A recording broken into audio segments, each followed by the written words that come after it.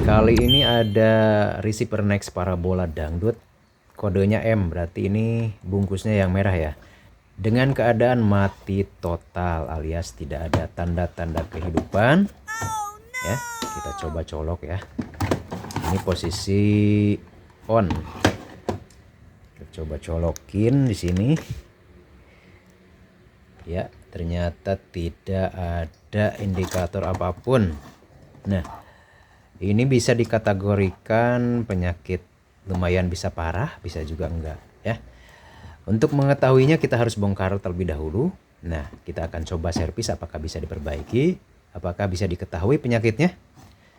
Tapi jangan lupa like, comment, and share-nya bersama Wisnu Audio Service. Kalau memang channel ini bermanfaat, silahkan untuk subscribe Wisnu Audio Channel. Terima kasih ya. Oke, jangan lupa subrek channel ini. Subrek coy, subrek. Oke, kita lanjut. Yang pertama kita cek dulu yaitu switchnya. Switchnya ini posisi on ya. Di skala yang paling mudah yaitu buzzer, atau di skala juga boleh ya. Kalau nyambung berarti berbunyi ya coy ya. Maaf bukan menggurui, tapi ini hanya berbagi saja. Nah, ini pastikan dulu posisinya on saklarnya ya. Seperti ini on. Kita ukur di sini. Nyambung nggak? Oke, saklarnya bagus, nyambung. Kemudian kita cek kabel. Kabel ini juga harus nyambung coy. Ini yang paling utama yaitu kabel dan switch ataupun saklar. Di kabel coklat nyambung. Oke. Terus di kabel biru kita coba. Nyambung juga. Berarti kabel dan saklar ini bagus. Kita curigai sama power supply terlebih dahulu sebelum melangkah ke sini. Power supply-nya kita ukur di sini apakah keluar. Nah, ini tegangannya ada 5 volt, ground 15 dan 20 volt. Oke, kita ukur di skala DC ya.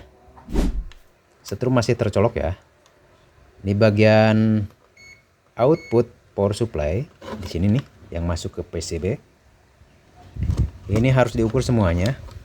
Kita simpan ground di sini aja di antena nih. Di antena ada ground. Nah, di sini. Ini sebagai ground, kita ukur di semua pin di sini ya. Ini pin 20 yang ini. Tidak ada. Terus pin 15 tidak ada juga. Pin yang paling utama yaitu 5 volt tidak ada juga ya. Berarti ini power supply memang mati total. Nah, setelah diketahui seperti itu baru kita bongkar power supply-nya tuh.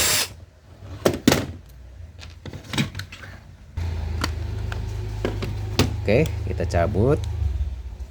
Kita lihat secara kasat mata. Apakah di sini ada kerusakan? Coba lihat di sini sedikit hitam ya. Bisa saja ini jalur ini mengelupas.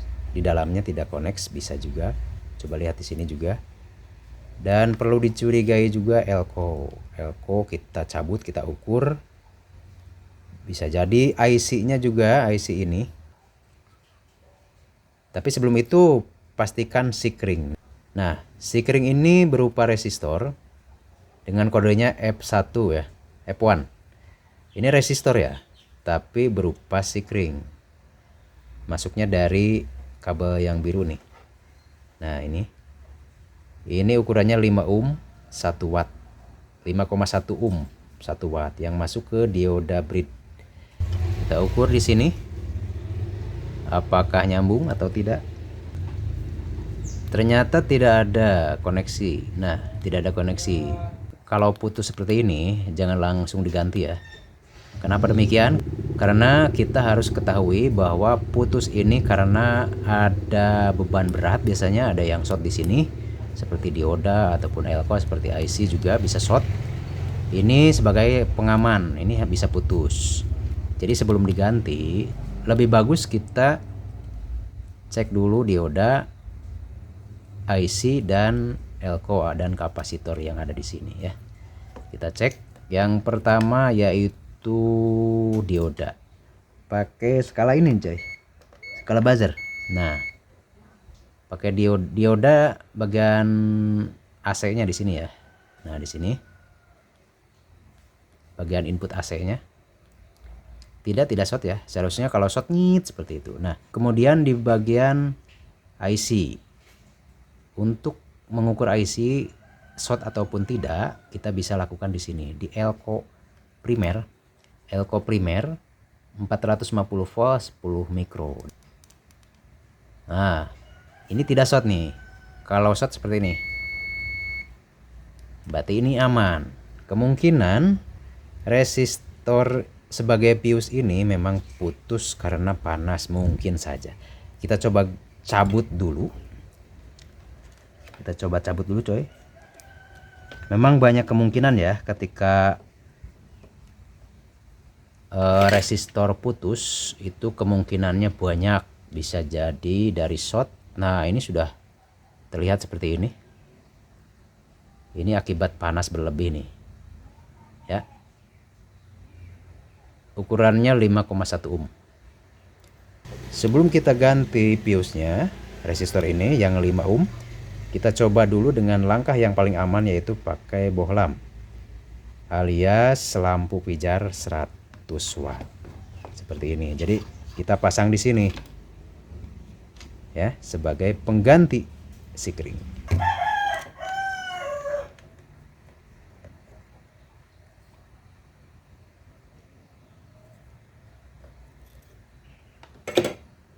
Nah, seperti ini sudah disodorkan ya.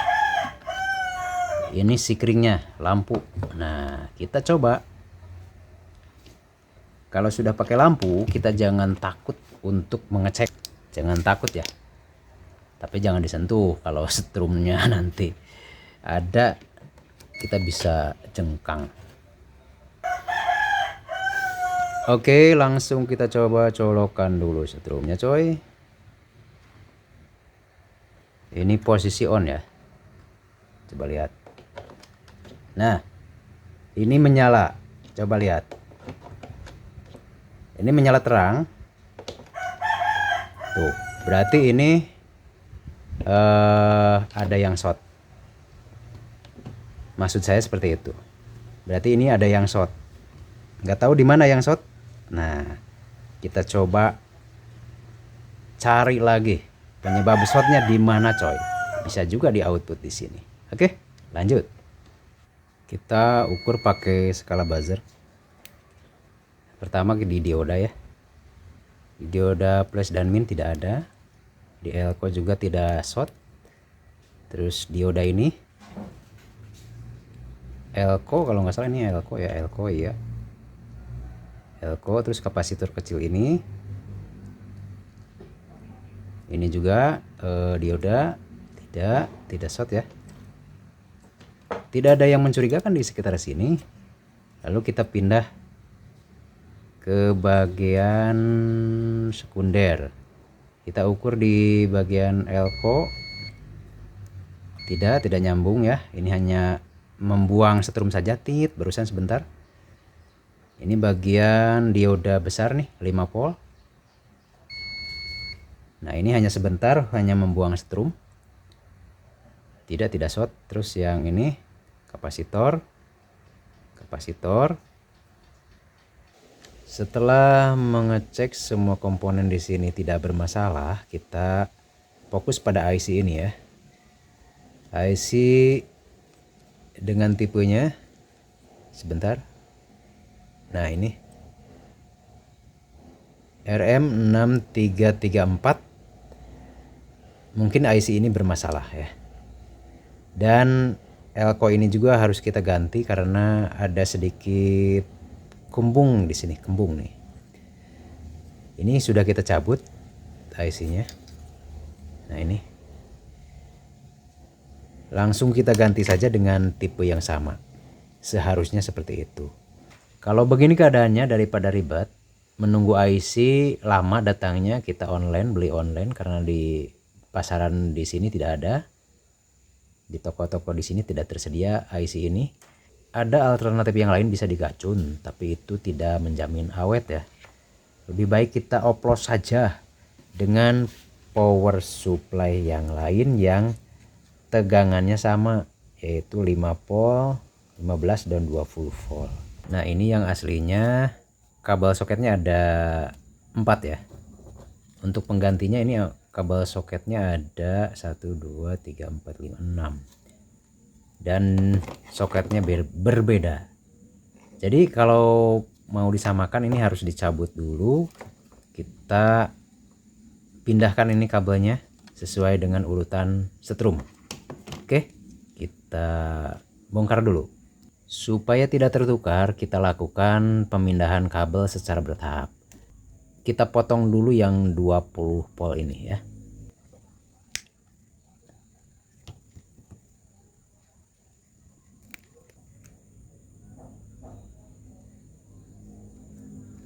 Kemudian kita cari di sini ada tulisan 20 volt. Nah, yang paling depan 20 volt ini kita colok di sini, coy. Nah, lalu kita solderkan di sini.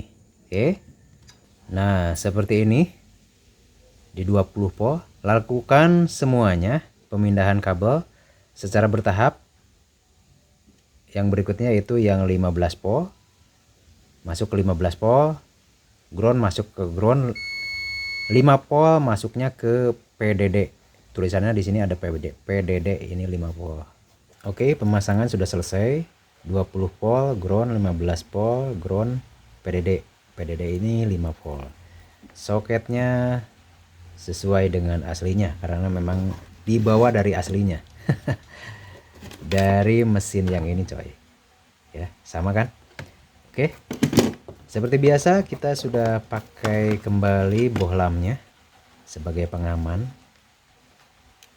Nah, ini resistor sebagai fuse 5,1 ohm kita cabut. Kita ganti dulu sama bohlam 100 watt. Kita coba colok setrumnya ya. Kalau ini menyala seperti tadi berarti ini tidak benar, ini ada yang short. Tapi dipastikan ini power supply ini memang bagus. Saya sudah coba beberapa kali power supply seperti ini, cukup awet karena ini aslinya bawaan dari Next Parabola ya. Oke, kita cek setrumnya seperti apa. Kita coba colok, coy.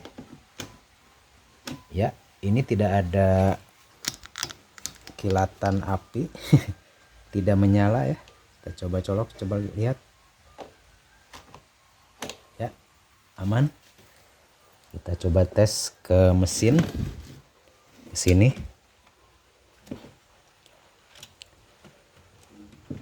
Apakah bisa menyala, coy? Ini tanpa edit ya. Oke, coba colok lagi.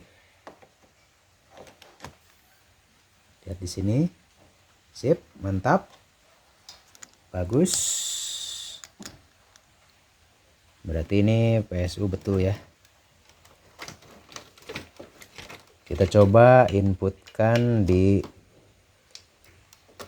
monitor. Sudah menyala di monitor. Kita coba pasang antena, coy.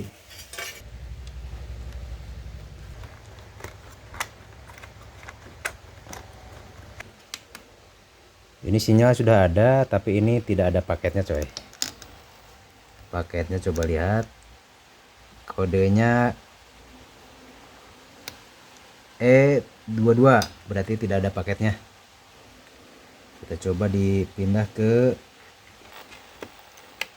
saluran yang lain. Nah, ini. Oke. Udah ada suaranya, bagus. Berarti ini servis kita kali ini selesai. Nah, apabila channel ini bermanfaat untuk Anda semuanya, silahkan like, comment, and share. Dan jangan lupa subscribe channel Wisnu Audio. Terima kasih dan kita jumpa lagi di tutorial berikutnya. Wassalamualaikum warahmatullahi wabarakatuh.